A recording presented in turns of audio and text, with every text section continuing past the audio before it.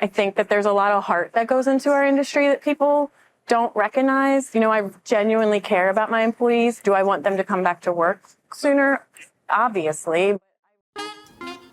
You're listening to Beyond the Claim, the show for forward-thinking risk and claims professionals curious about the latest industry trends, winning strategies, and stories from influential leaders. Let's dive in. Hello, everyone. Welcome to this episode of Beyond the Claim. I'm your host, Marc Cunningham, Chief Sales and Marketing Officer for Broadspire. Today, I have the pleasure of being joined by Kara Sepulveda from Lithia Motors, Senior Risk Manager, 2023 Risk Manager All-Star. Welcome, a diverse career of all spectrums of the claims space. Welcome. Thank you for joining us. Thank you for having me. I appreciate that. Today, we are in RIMS 2024 in San Diego. I would love to say beautiful weather, but it's been really cold for a person from Southeast Florida. Yeah, it's kind of windy. Very windy. Yes, I'm starting to feel the effects. Yeah, I wasn't prepared for that. I'm happy to be inside right now. I usually don't say that, but I am. Yeah. Well, thank you so much for joining us. As I mentioned, you've had an illustrious career. You're at Lithia now. Full disclosure, a newer client to Broadspire. So thank you. I appreciate your time and your business and your partnership for sure. Yeah. Actually, a former Broadspire employee as well. So deep history with Kara from a Broadspire perspective, but thank you for joining. Thanks for having me. So I've been asking this question to some of our guests this week as you kind of walk the floor. So one, why are you here for this particular conference? I know this is the largest for the risk space. But then two, as you walk the floor and you think back to your time and years in this space, what would you tell a young Kara as she's entering this type of market? So that's a lot. Okay, so I'll start with, I'm here because it's a really good opportunity for me to meet with a lot of the carriers and brokers that I work with. So we have a huge insurance tower, and in each layer of the tower is a different carrier. And so it's a good opportunity to sit with our broker and kind of speed date in with the carriers. It's a good time to connect with our TPA and connect with some of our other vendor partners in a short period of time. I agree with that, absolutely. Yeah. And what was the next? So what would you tell yourself, looking back on this is a large event. I'm sure graduating college or first coming out of high school for many people, this isn't the immediate space that they think of their career path. But you've, I think similar to me, your path hasn't necessarily been a linear track of, okay, I'm going to do this and this is how I get there. But you made it, right? And, so how did you achieve that? And what would you encourage yourself to do if you had to do it over? So it's funny. So actually I was in college and I got a job at an insurance company. I applied to be a receptionist and they were like, we want you to do medical only claims. And I was like, this is the best. They were like, we'll pay you $12.50 an hour. I was 19 years old and I was like, I have made it. I have insurance at 19. I started working there and I became an adjuster and I just fell into it. I feel like a lot of us just kind of fall into it and then you kind of get stuck in it a little bit. And so I tried to figure out how I fit. So I became an adjuster. I did that for a couple years. After that, I worked at an employer for a little bit. And then I sold cost containment services. And I really wanted to be like an account executive. And Broadspire was a client. And at the time, the AVP of claims was like, well, why don't you come here and be an adjuster again? And then we could figure something out. And so I took a risk and I did. And it was probably one of the best decisions I ever made. A year later, I became manager. A year after that, I became AVP. And then a couple months after that, I became the VP. And I feel like it wasn't until then where I really started to think about it as a career and not just a job. So looking back on that, do you think that you would have thought of it career-wise differently, knowing now what you know? Would you have taken any different steps, or you think it was meant to be the path that you took? You know, I think that when you're younger and you think about what you want to do with your life, it feels really big. Like, what am I going to do? Who do I want to be? And I think what I've realized is instead of focusing on like what I enjoy or what I want to be, I had to focus on like what I'm good at. And I'm really good at problem solving. I like it. You know, I wouldn't say I love insurance, but I love that the job I have allows me to be solution oriented and solve problems every day. And so at some point in my life, probably my late 30s, I figured that part out. Like, what am I good at? And how do I pivot that into my career so that no matter what I'm doing, I can excel at it. I think that's pretty powerful because you often hear, oh, follow your passion and different, cliches about do what you really love to as a young child. But to your point, figure out what you're really good at. Yeah. And follow that. Make that work for you. What are you really good at?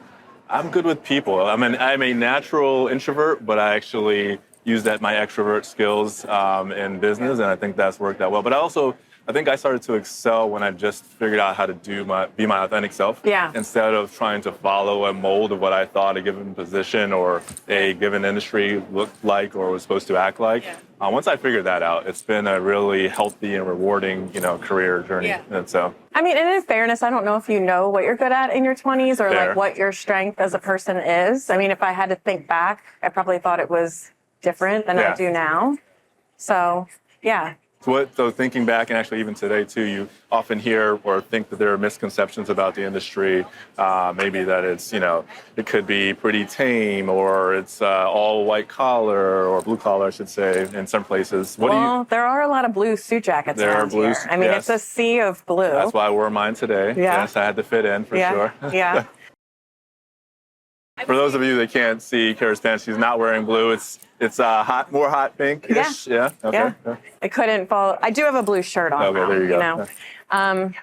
I think the biggest misconception of our industry and our roles, me as a risk manager and you as a TPA, is that we are like snake oil salesmen. That I don't care about my employees or that you guys are just trying to save money. I think that there's a lot of heart that goes into our industry that people don't recognize. I genuinely care about my employees. Do I want them to come back to work sooner? Obviously, but I really also want them to be healed because they're not going to stay at work if they're not.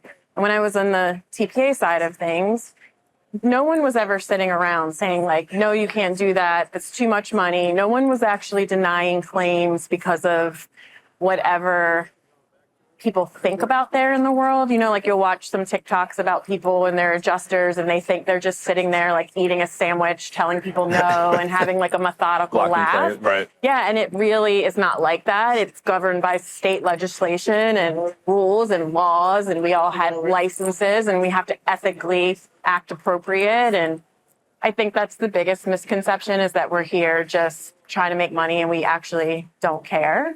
So how do you balance it? So 2023, as I mentioned, you're recognized as Risk and Insurance All-Star. A lot of that, I think the focus was around, joined Lithia, you've added efficiencies. Yeah. I know some of that you had to understand what was not working out well and implement different, controls and steps within the process. So how do you balance treating the whole person, as you just were describing, with doing right by the organization as well? So one of the things that was mentioned in that article too was that I really believe in case management, but effective case management. So, for example, we try to send a field case manager out once someone has like a diagnostic test they need to have. So if the doctor orders an MRI, I would like a field case manager to go to the follow-up appointment to get the results of that MRI.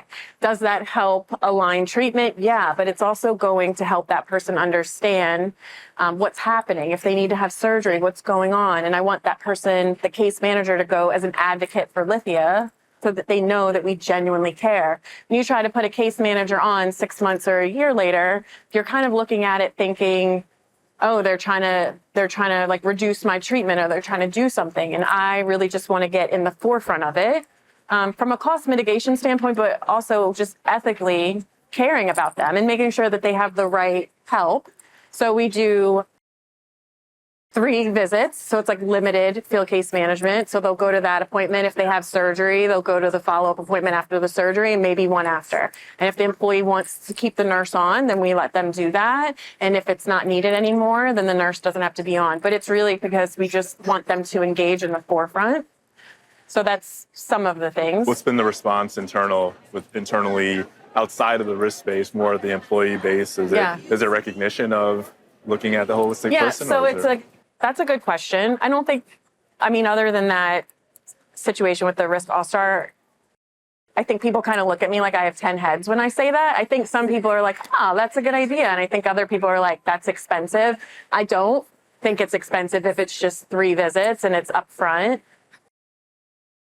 Another thing that we do is we send cards out to our employees. So like if they're injured and they're going to have surgery or they've been out of work for longer than 2 weeks, we had cards made and we hand write them and we send them to them and hope that they get better.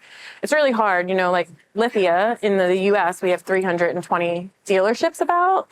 And so we're a little decentralized. And so I'm trying to build a department that is there for advocacy and not punishment or, I don't know, I'm trying to advocate for the claimant a bit more.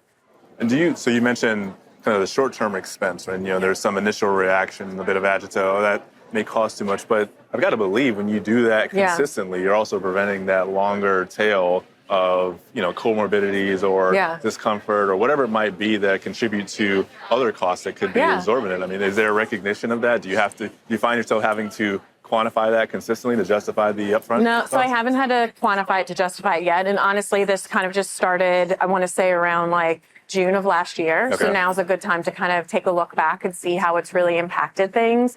But I think our employees appreciate it a lot more because we're having the conversation that if this happens, my team's saying, if this happens and you need a diagnostic test, we'll send a nurse with you to the appointment for the follow-up to see what's going on. The adjuster will contact you. So we're letting them know the process and that they have a right to it and don't. So I think it's helping the relationships. And you've kind of touched on this. I'm thinking, but when I say, hey, what are your strongly held beliefs in this space? I assume advocacy is one of them. Maybe expound on that. But are there others that you really live by? So one of the things that I think about TPAs that I don't think that they recognize, actually I would say insurance carriers as well, is the account manager relationship. I think a lot of times we focus on the adjuster and the adjuster did a bad job or moving this adjuster. And, I could have 20 adjusters on my team from a work comp standpoint in different states. I'm not moving my program because 2 of the adjusters suck. I need to make sure I have an account manager who can strategically think through, like, here's the problem. Let me figure out a solution for you beyond just switching the adjuster. And so I think when you have the right strategic team in place, that's why you stay. We recently moved our program to Broadspire because it felt like that was going to be the right strategic fit. And I think that because I was in the broker side before I came to the employer and looking at all the relationships with the account managers I had, I think a lot of them think about it in a customer service standpoint, like just doing whatever the client wants. And I think the piece that's missing is the strategy and the problem solving and the proactive problem solving, because I know you're going to do whatever I want, but I also want to hear what you think I should do. Like, this adjuster sucks. Should I give them some more time? Is this a training issue? Like, let's collaborate about that. Yeah. So are you coaching your kind of executive, or do you find I have a really good one that? right now. Yeah. Yeah, in the past I felt like I was, and that's not just our former TPA, but that's also just having been in the broker world. Absolutely. Yeah. I think you're speaking to the role in many different ways. And I don't think it's a generational thing. I think it's an individual that, look, in some cases they have many client partners and they're looking for the path of least resistance. And that's not always the best outcome for a client partner. So I think that's fair feedback. Yeah, I'm not sure carriers and TPAs spend enough time training them up. I agree with that. Spend a lot of time with the adjusters. I don't know that we spend a lot of time teaching them how to be subject matter experts in all things. Well, and how to communicate that and bring that to a meaningful place with their client. Because like many organizations, you kind of start in that core function. So if it's claims, and then you get promoted throughout, and you think, oh, this person has an affinity, an interest, or some type of skill set that aligns with this role, they're going to be really good at. You put them in, and then you kind of leave them alone, which is a good trait. Some degrees you want to find really smart people and let them be successful, but they do need help and guidance along the way. So I think that's a definitely fair assessment. Yeah. Well, and also like that's the relationship. So honestly, like if I'm leaving someplace or if a client is leaving, it's not necessarily the client exec's fault, but maybe if they were more proactive throughout the process, or maybe if they had some clear training, it wouldn't have got to that point. I'm a former account executive, so I completely understand and appreciate that life for sure. And I think they think sometimes it's just the adjusters. Yeah. And a lot of times it's really not. Yes. Proactive communication like any other relationship. Yeah. I mean, they're the face of your company. They are. They are. Yeah. Excellent. Okay, I really appreciate your time. Thank you. Best to a successful RIMS 2024. You too. We'll have to do this again in the future when you become another all-star for another publication. Thank you. I appreciate it. Thanks for having me. Thanks for being with us. You've been listening to Beyond the Claim, a podcast for risk and claims leaders. To ensure you never miss an episode, please subscribe to the show in your favorite podcast player. If you use Apple Podcasts, we'd love for you to give us a quick rating for the show. Just tap the number of stars that you think the podcast deserves. Until next time, stay curious and keep innovating.